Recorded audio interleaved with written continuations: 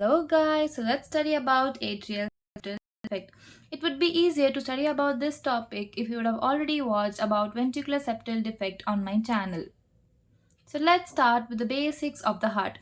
So this is the basic diagram of the heart, where this is the right atrium, this is the right ventricle, this is the left atrium, this is the left ventricle, this is the pulmonary artery, this is the pulmonary vein, and this is the aorta. So now atrial septal defect means this defect between the left atrium and the right atrium.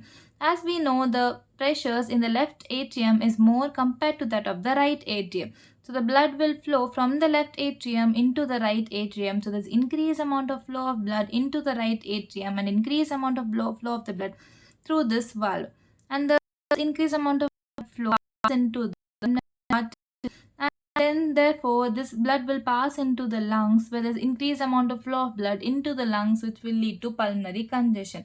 Now there's increased amount of flow of the blood into the pulmonary vein and then into the left atrium. The blood from the left atrium passes into the right atrium or into the left ventricle, and the blood flow through the aorta is decreased.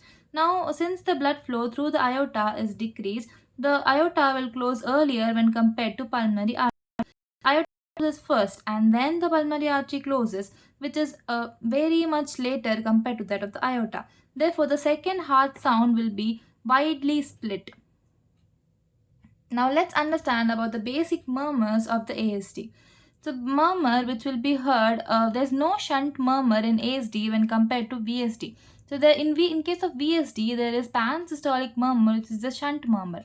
But in ASD, there's no shunt murmur. The flow of blood into this through this valve will lead to delayed diastolic murmur, and the increased flow of blood through a normal pulmonary will lead to increased second heart sound, which is P2, and also ejection systolic murmur in this pulmonary region. Also, there's increased flow of blood into the pulmonary vein and the left atrium. Now let's see about atrial septal defect in detail. First, we'll classify the atrial septal defect, which can be classified into fossa ovalis type, ostium primum type, coronary sinus type, or sinus venosum type. So fossa ovalis, when the defect is located in the central part of the atrial septum, it is known as fossa ovalis type. Ostium primum, that is failure of development of ostium primum. Where is the ostium primum? Ostium primum is present in the lower part of the septum, that is near the inferior margin, and its inferior margin is formed by the atrioventricular valve. So therefore, it is present somewhere here. This is the ostium primum defect. Coronary sinus defect. Communication between the coronary sinus and the left atrium is known as coronary sinus type of defect. Sinus venosum type, it is located at the junction of superior vena cava and the right atrium, which is here. Superior vena cava will be here and right atrium is here. So this is sinus venosum type. Now let's study about the physiology of atrial septal defect. So this is a pre-tricuspid shunt. There's no murmur. Pre-tricuspid shunt refers to, this is a tricuspid valve and the shunt will be before the tricuspid valve. So it is a pre-tricuspid shunt. There's no murmur across the shunt, only flow murmurs will be heard. Flow murmurs are murmurs due to increased flow through a normal valve. So there only be flow murmurs, there's no shunt murmur. The flow is the increased volume of blood flows through the tricuspid valve. So that is loud T1 and there's soft delayed diastolic murmur heard. This increased flow of the blood reaches the pulmonary valve and therefore there will be loud P2 and also ejection systolic murmur heard. The overload of the right ventricle delays the time required for emptying, so there will be delayed P2 as we have already discussed. Also, there is wide fixed split in S2. That is, normally in case of normal persons, they split S2, but the split is very small split. That is, it will differ with inspiration and expiration, but it is a very small split. But in this case, there is a wide and fixed split. Let's now look at the ECG changes. On ECG, in case of ostium secundum type, which is the most common type, ostium secundum means is present above, which is near here, and ostium primum is present in the lower part. Ostium secundum is present in the upper part. So in ostium primum type, there is right ventricular hypertrophy, Therefore, there is right axis deviation. Right? Why right ventricular hypertrophy? Because the blood is increased into the right ventricle. So this right ventricular hypertrophy. In case of ostium primum type, there is left axis deviation, that is left ventricular hypertrophy. Because in case of ostium primum, it is also associated with mitral regurgitation sometimes. So there is more chances of left ventricular involvement, and therefore there is left axis deviation. Let's look at the chest X-ray.